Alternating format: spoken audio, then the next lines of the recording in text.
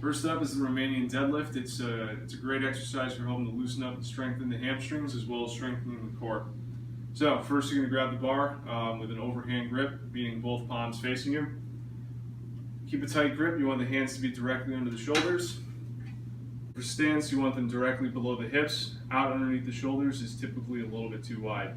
So what you're going to do next, keeping the arms straight, the back straight, the core tight, you're going to bend at the hips. Let the bar right down the thighs to the very front of the shins, just below the knees. From there, you should be feeling a stretch through the hamstrings. You're going to drive with the legs, squeezing the glutes on the way back up, and just come back up to an upright position. So again, bending at the hips, feeling that stretch through the hamstrings. You can pause for a second or two if you like, and then driving back up, using the legs, squeezing the glutes.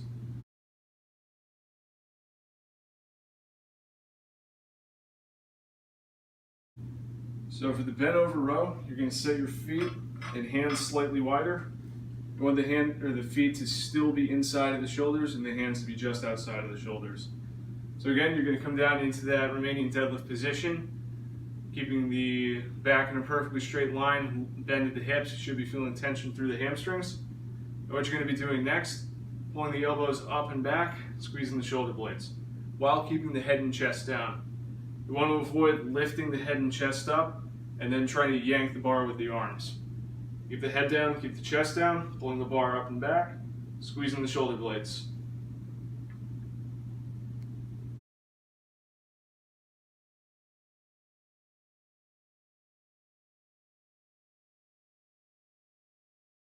Next up is the Bulgarian split squat, a great exercise for working on hip mobility, hip stability, as well as strengthening the core. So first you're going to need a kettlebell or a light dumbbell, somewhere in the neighborhood of 8 to 12 pounds. And you're also going to need a box that's about mid-shin height. The lower the better when you start off. The more your hips open up, the higher you can place the back foot. So for this exercise, you're going to put your back foot up on the box. You want the front foot out in front of the knee.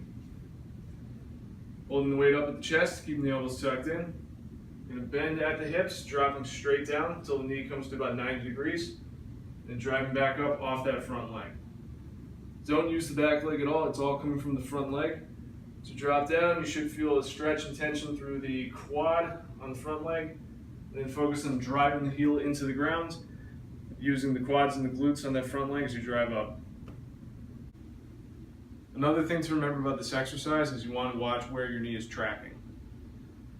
So what it should look like is the knee should stay in line with the toes. The thigh, knee, shin, and ankle should all be in proper alignment as you drop down and then as you drive back up. What you want to avoid is the foot flattening and the knee rotating in. This puts a lot of stress on the structures, the ligaments and the tendons that help support the knee, and can do a lot of damage in the long run.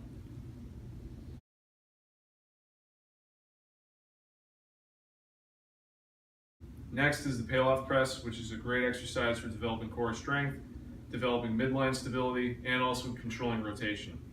So what you're going to do, you're going to need a cable machine like this, or you can use an elastic band. So first, grab the handle with the opposite hand you're standing with. So the cable's on my left side, I'll be grabbing it first with my right hand. Bring it in line with the sternum, so luckily in this case, right in the middle of the FT logo.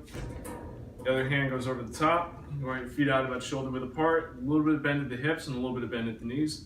What this does is this helps activate the glutes and this helps activate the core. So next, while keeping the hands in line with the sternum, you're going to straighten the arms out. Pause for 2 seconds, bring the cable back in.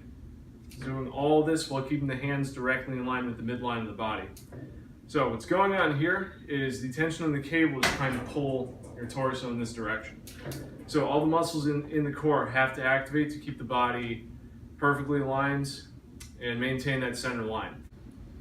The application for this exercise is similar to the bird dog in training diagram number 7. You want to avoid over-rotating while you're running because this wastes energy. Wasted energy over the course of a marathon can be the difference between a good time and a not so good time. You want to be able to have the core strength to not only maintain an upright position, but also control the amount of rotation that happens during each stride. The reason being, the more side to side there is, the more over rotation there is, the more energy you're wasting.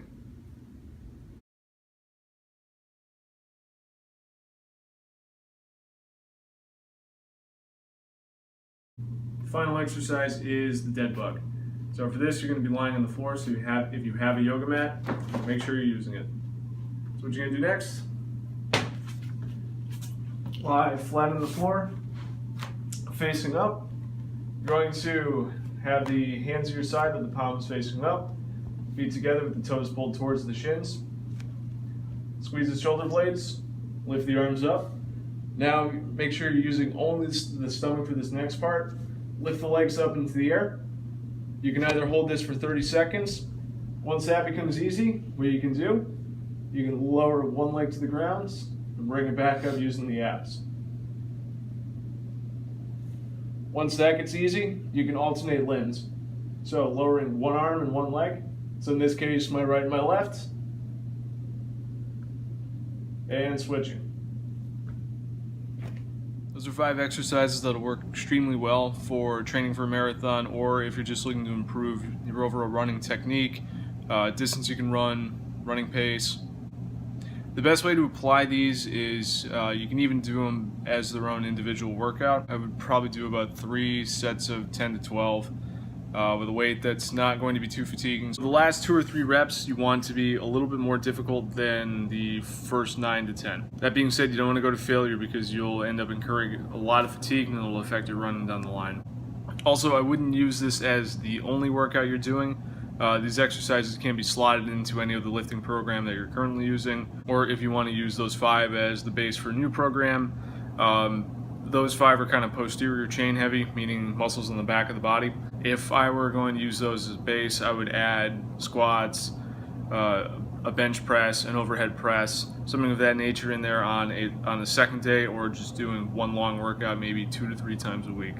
Anyway, here are some other tips for running in the heat from me from a few days ago. A couple more quick tips for all my fellow members of Team Rua running the race for RunningBrooke. When you're running in the heat like today, it's about 2:45. It's 90 degrees out. The humidity's low, but there's still a lot of direct sunlight and a lot of concrete, as you can see behind me. Swallow your pride. Take frequent breaks. For me, this is only a 6-mile run. So every 2 miles, I'm taking about a 5 to 10 minute break and fully cooling down in a shady spot. This will make the miles you are running more effective. It'll help you acclimate, but it won't put you at risk of getting heat stroke or heat exhaustion as quickly. Also, remember to drink plenty of water. I plan this run around 2 water stops, 2 miles apart, perfectly coinciding with the 2-mile breaks I'm taking. Otherwise, guys, run around the heat, stay safe, and I'm looking forward to running with all of you in October. Before we wrap, additional camera work was provided by my girlfriend Gabby, who will probably feature in an upcoming video whether she wants to or not.